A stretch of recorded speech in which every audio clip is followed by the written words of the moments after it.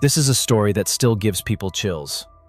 It happened in a normal house with a normal family, but inside, something went terribly wrong. This is the case of Andrea Yates. It's a story about a mother, a terrible illness, and a question that's still hard to answer.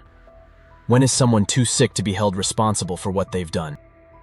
Before we dive into the harrowing details of this case, if you're interested in stories that peel back the layers of true crime and the human psyche, please take a moment to hit that subscribe button and turn on notifications. Your support helps us tell these complex stories. Andrea Yates was a loving mother and a dedicated nurse. She met her husband, Rusty Yates, in college, and together they embraced a life of simple Christian faith and a desire for a large family. By 2001, they had 5 children: Noah, John, Paul, Luke, and Mary. But after the 4th baby was born, things started to change. Andrea got postpartum depression. It's way more than just feeling sad after having a baby. Think of it like a dark, heavy blanket that covers your mind, making everything feel hopeless and impossible. Then, after her 5th baby, it got much, much worse. Her depression turned into postpartum psychosis. This is when your brain loses its connection to reality.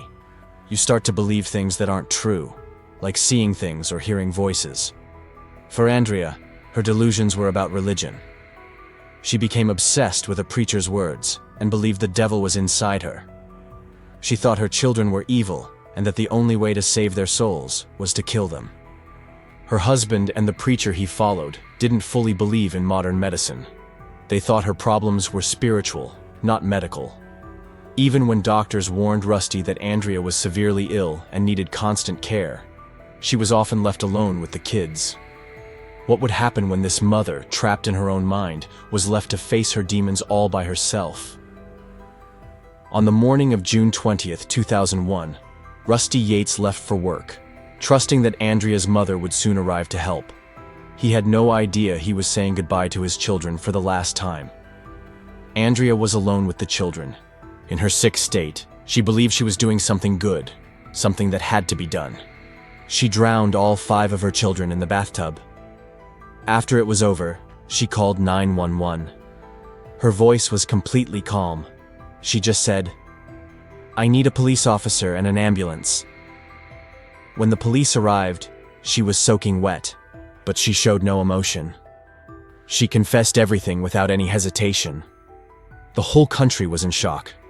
Everyone had one question: how could a mother do something so terrible? Was she a monster or a victim? The case against Andrea Yates was not about who did it. She had confessed. The entire legal battle revolved around a single, complex question: was she insane? Her defense team, led by attorneys George Parnham and Wendell Odom, mounted an insanity defense. In Texas, this meant they had to prove that because of a severe mental disease, to put it simply, they had to prove that because of her illness, Andrea didn't know what she was doing was wrong. Not that she didn't know it was illegal, but that she didn't think it was morally wrong. She truly believed she was doing the right thing to save her children. The prosecution, however, argued that her actions were calculated and that she knew they were wrong because she had called the police afterward. They called Dr. Park Dietz, a renowned forensic psychiatrist, to the stand. In a devastating blow to the defense, he testified that Andrea's actions were likely influenced by a Law and Order television episode where a woman committed a similar crime. The jury, faced with this seemingly credible testimony and a belief that she should be held accountable, found her guilty of capital murder. She was sentenced to life in prison. The story didn't end with a guilty verdict. A few years later, a journalist named Suzanne O'Malley, who was following the case, uncovered a shocking truth. Dr. Dietz's testimony about the Law and Order episode was a lie. No such episode existed. This revelation led to a successful appeal. The false testimony was deemed a major error that likely swayed the jury's decision. Andrea Yates's first conviction was overturned.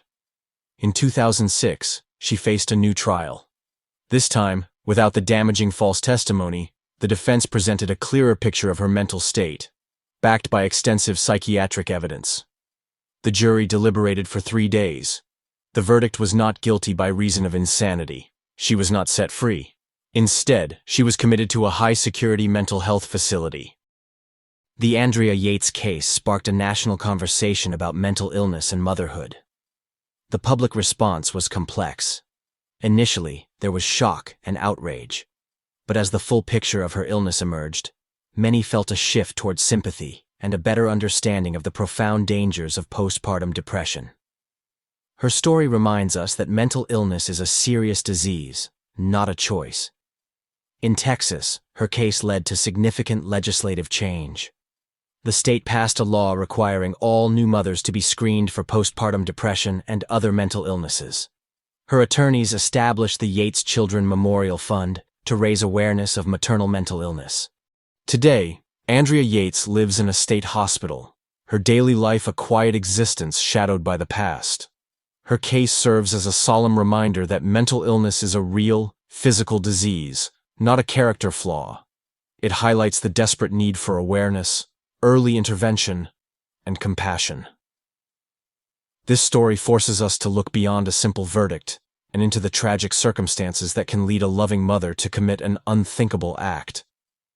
It's a case that challenges us to see the unseen battles people fight every day. We hope this documentary has shed light on this important case and the serious issue of maternal mental illness.